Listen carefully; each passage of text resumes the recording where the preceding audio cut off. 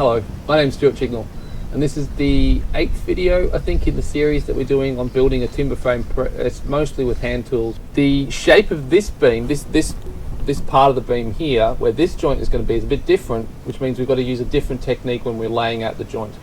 So this surface isn't plumb. You can see that quite clearly. It's angled. In modern woodworking, you wouldn't put up with that.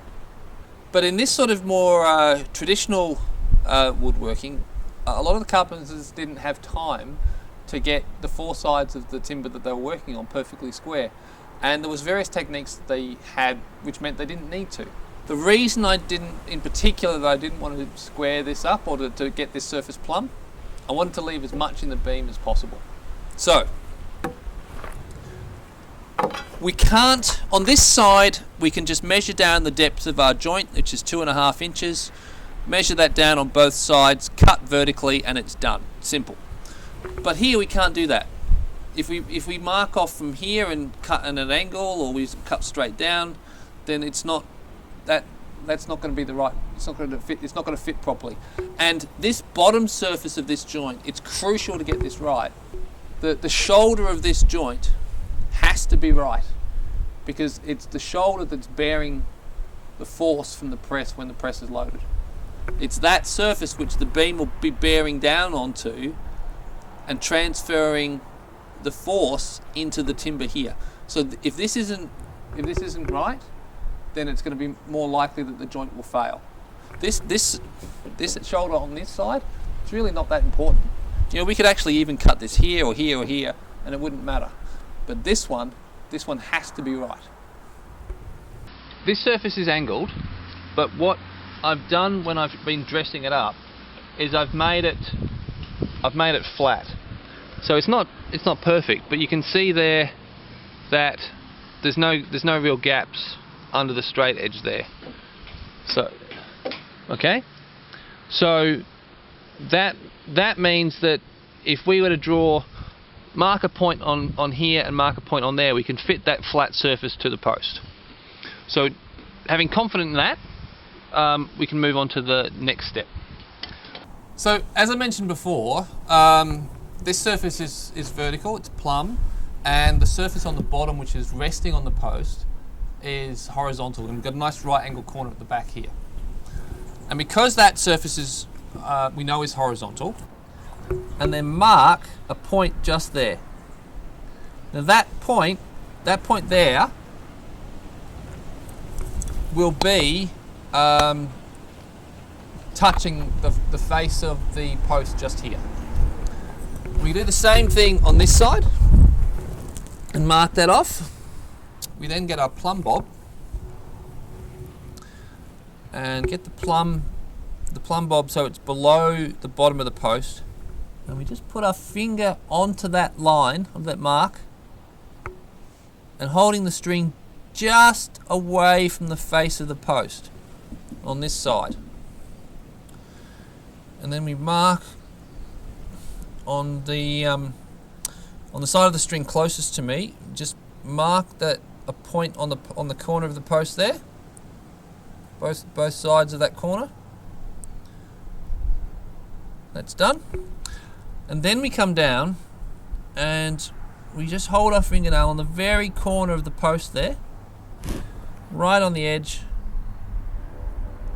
and somewhere down here we need to transfer this point onto this face, but it's a bit tricky to do this in one movement. So what we do is we mark one point down low, one point down high,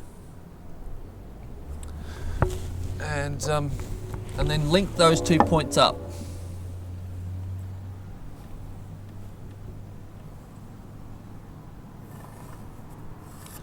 So somewhere on that line is the bottom corner of the cut of the joint.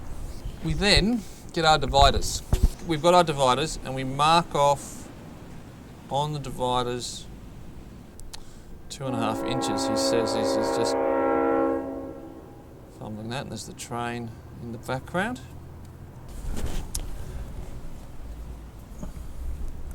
And from that point,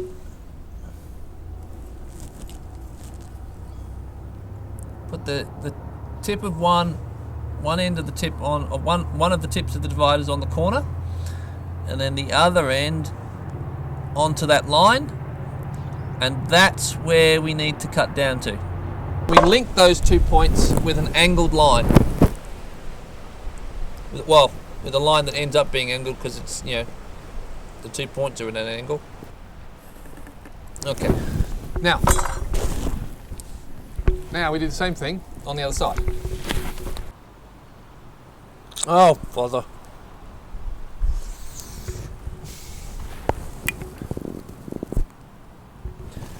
When you got the plumb bob dancing like this, it can be a bit frustrating, but it's really it'd be very difficult to do this with a spirit level. Like, it's possible, but it'd be difficult. Like, if this was really bad, what you can do is get a tin of water and set the plumb bob in water, or even if it's really want to still it down, like honey is probably the best one, but you know, that's a waste of good honey. Not that you couldn't eat the honey, because there's nothing wrong with the plumb bob, but I can imagine Sarah objecting to me using honey. Yep. Okay, so we got that marked, and we've already got our dividers set.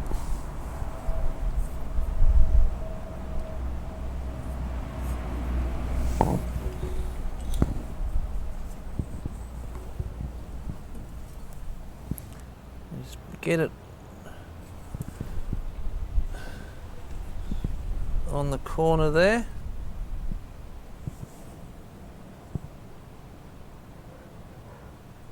That's our level. That's our point.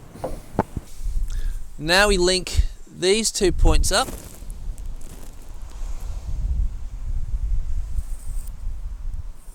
Like so. Right. There we are. So that's that cut done. That's the difficult cut, the one we had to make sure is absolutely right. I've just been told I've got to wrap up because we're off to the school fair. So in the next video, I'll show this joint, well actually all 3 of these joints finished, and then we'll be fitting the beam into those joints. That'll be exciting. It'll be quite a short video, but it'll be really exciting because it'll be a real mark of progress in this whole process. Thanks for watching, and we'll see you in the next video. Cool. That's a wrap. Let's turn it off. Yep.